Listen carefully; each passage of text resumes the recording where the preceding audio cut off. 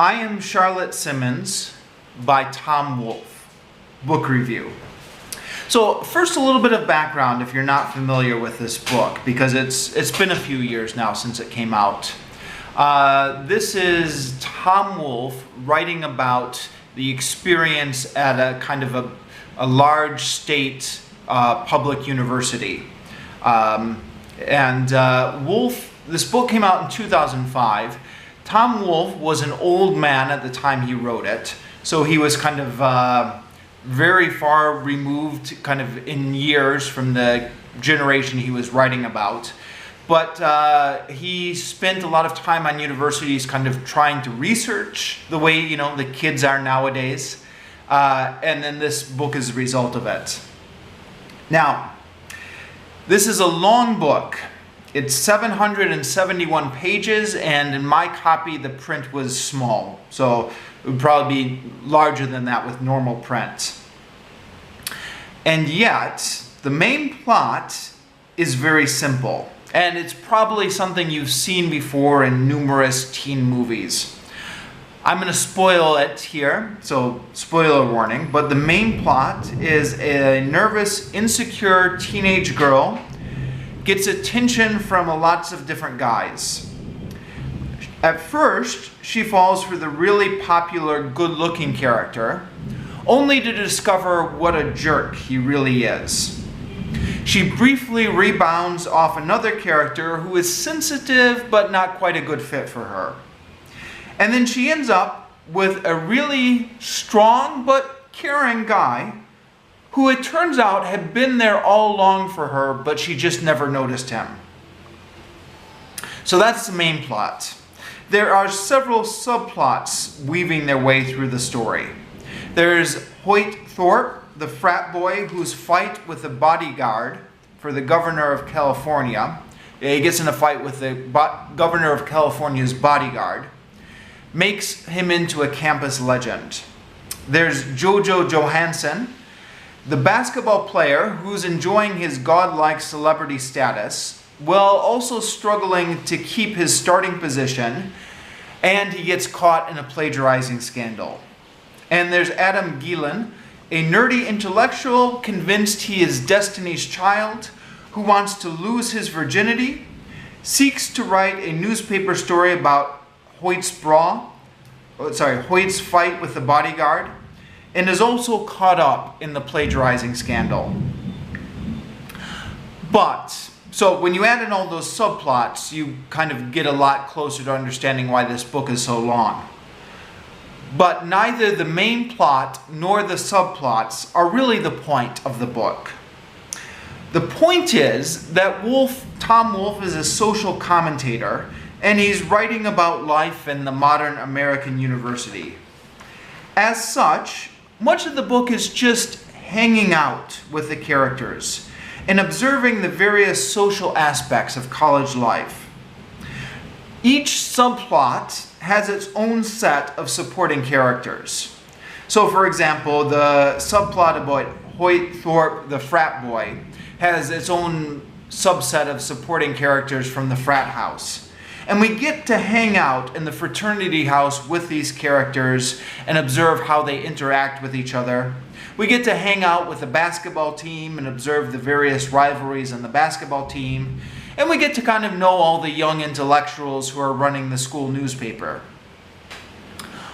Wolfe is a good enough writer that he manages to pull this off. Although, if I had any criticisms, at times he's in danger of falling in love with his own prose. So there are a lot of repetitive segments. For example, often I wanted to just say, all right, I get it. Her roommate's a bitch. Or, okay, the guy's a nerd. I get it. He just seems to keep hitting these same notes over and over again. But for the most part, it works. You just need to know going into the book that it's going to be slow-paced. And if you can handle that, then it is kind of pretty fun hanging out with these characters. And at times, I did kind of feel like I was reliving my own college days through the characters in this book. There's an interesting clip of Tom Wolfe on The Daily Show, which I was able to watch on the internet, in which Wolfe talked about his research for this book, and it does sound like he researched it pretty thoroughly. The obvious question, though, is even with all this research, can someone as old as Wolfe reach across the generation gap and accurately write about the college campus nowadays? I don't know. I'm very far removed from the college scene now myself, although at the time that this book originally came out, 2005, I was much younger and only kind of 5 years out of the college scene. Although I never went to like a big mainstream state school. I went to a small, private, conservative Christian college. So I'm probably not the best person to critique this. But whether or not Wolfe gets it right, the beauty of his writing is that he makes you believe it's true. Wolfe is a powerful enough writer that he can create a seemingly real world inside his pages, regardless of how well it corresponds to the actual real world outside. So, for example, another book that Wolfe wrote was The Electric Kool-Aid Acid Test, which kind of describes the hippie scene of the 1960s. I can't vouch for the accuracy of that one either. But while I was reading it, I got sucked into the pages so that it seemed real. It seemed like it had its own validity. The same with I Am Charlotte Simmons. At times I suspected Wolfe was exaggerating certain aspects of the modern state school university, but I didn't really care. The story was real enough in and of itself, even if it didn't correspond to reality. I have to confess, I got a little bit bored with the kind of main plot, which was the story of kind of Charlotte Simmons and her romantic struggles, like her struggle to find the perfect boyfriend. Now maybe that's just me, I've never really liked romance stories. But I found that the subplots of this book were much more interesting than the main plot. Now, the first 500 pages were really interesting, in part because like the subplots kind of almost dominate the book. The last 200 pages of the book, we focus really on Charlotte's love life. And here I got a little bit bored with it. But again, maybe that's just me, I don't know. The ending of this book is interesting. It was almost too happy. It was kind of like, one of those old morality plays where each character gets exactly what's coming to them. The good characters get rewarded with something good. Characters who've been acting bad kind of get punished with, having something bad happen to them. Most of the characters undergo some sort of transformation. Now, they did have motivation for the transformation, so you could kind of see where it was coming from the story, but it still seemed a little bit dramatic and sudden to me, and a little bit contrived. Of course, I like a happy ending as much as anyone else, and I have to admit, when I was reading the final pages and seeing how well things were turning out for the characters, I was kind of smiling. I was, happy that all these characters got happy endings. But it did still seem a little bit contrived. Now this is really interesting. The ending for Charlotte's story, the main character's story, it turns out that all of her problems are solved because she found the perfect boyfriend.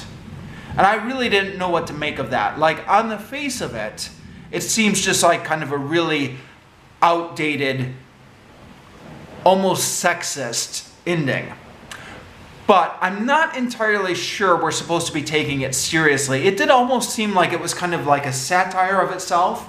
I've talked to other people who thought that the ending was supposed to be a satire, or were supposed to kind of feel that it's actually not a happy ending, that kind of Charlotte has lost herself by the end of the book, so it's kind of more of a warning.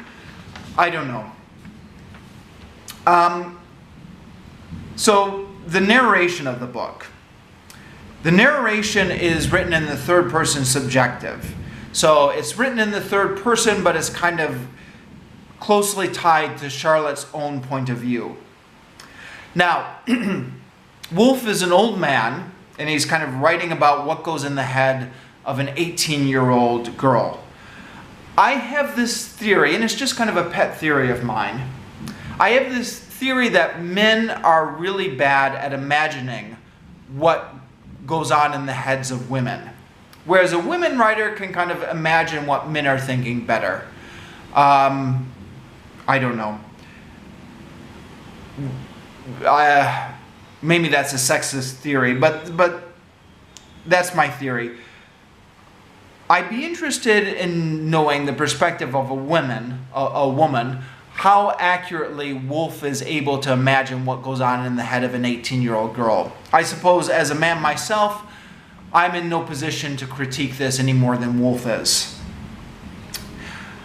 Now, another thing about the main character, she comes from a very small town and is kind of thrown in to this big state school university where she's kind of shocked by the culture. There's a culture shock from coming from the small town to the, kind of life in the big university. Now, this is another thing I picked up from watching Wolfe's interview on The Daily Show. Wolfe talks about how there's advantages from being the man from Mars. So even though, he's completely removed from the college scene nowadays, going in as a complete outsider, the man from Mars, he's able to notice all these things that an insider wouldn't even notice because, it's just normal to them. Whereas the outsider is able to pick up on all these things that you just kind of notice because it's not usual to you. So Charlotte Simmons, in this case, is the man from Mars stand-in. Now, she's not an old 70-year-old man, but she is kind of from the small town, countryside, boondocks, and is getting kind of culture shock from the big university. And it's even acknowledged in the dialogue at one point. Her roommate, who's kind of constantly berating her throughout the book, says at one point, "You're not just a freshman. It was like you just arrived here from Mars. You know what I mean? You don't come here affected by a lot of the usual stuff. It's like you came here with clear eyes and you see things exactly like they are." And then Charlotte replies, "Sparta, North Carolina," that's her hometown, "is a long way from here, but it isn't on Mars." Now, how much of this is realistic and how much of it is just a literary device? At the very beginning of the book, Charlotte seems like too much of a prude. She doesn't drink and she doesn't have sex. And I can believe that. I think there are probably lots of freshmen who don't drink and who don't have sex. But what I can't believe in this day and age is that they would be shocked that it goes on. Charlotte is just shocked about all the drinking that she sees on the campus. Also, one of the main themes of the book, something that comes up and up over and over again, is how much young people swear. Wolfe refers to it as fuck patois. I think patois being like a kind of a dialect of the language. So he calls it fuck patois because the young people are using fuck so much, it's just interspersed in everything they say, that it's becoming like its own dialect. Now, he's right here to a large extent. This is something I always found irritating or confusing or fascinating or whatever, is how taboo the word fuck is in any kind of official media. Like if you say it on TV or if you say it in movies, it's like a huge deal where you can get in a lot of trouble for saying it in certain circumstances. And it just seemed to me kind of completely disconnected from the reality of kind of being with my friends or being in any kind of setting, you know, the locker rooms or the school hallways or stuff like that, where it was coming up in every sentence. So on one hand, you know, here it is, it's just so common in the language of young people. And then on the other hand, you know, you just can't say it on TV. I mean, I think it's been loosening up a little bit, but it's like, you know, the worst thing ever you can say if you're on TV or something. I just thought that was so silly. So I think he's right here in the sense that the young people are using it so much. It's just kind of lost any kind of power, and it's just kind of ridiculous to put these prohibitions on it. Wolfe, being kind of a social conservative, is looking at this a little bit disapprovingly, but I think he's right enough in kind of observing the phenomenon. Now, I went again to a conservative, Christian, small, liberal arts school, and even there, young people were saying fuck all the time. Charlotte Simmons, kind of being the character who's coming from this conservative small town, is just shocked by how much people at the state school are using fuck. And I found that a little bit unrealistic. Again, even in my conservative Christian college, young people were saying that all the time. I mean, even if she came from the small town, surely she's been exposed to media, surely she knows this word is out there. Even if she hadn't, after a few weeks at the university and kind of being exposed to it all the time, I think she would get used to it very quickly. But she doesn't. She's still several kind of pages into the book, 200 pages into the book. 200 pages at this point represents kind of several weeks into university life. She's still kind of reprimanding another student for using the word fuck. Another thing I didn't really buy about this book is, again, the reader has access to Charlotte's thoughts, and Charlotte is constantly thinking about how young her classmates look. So, for example, when she meets her freshman classmates, she thinks to herself, neither looked more than 15 or 16.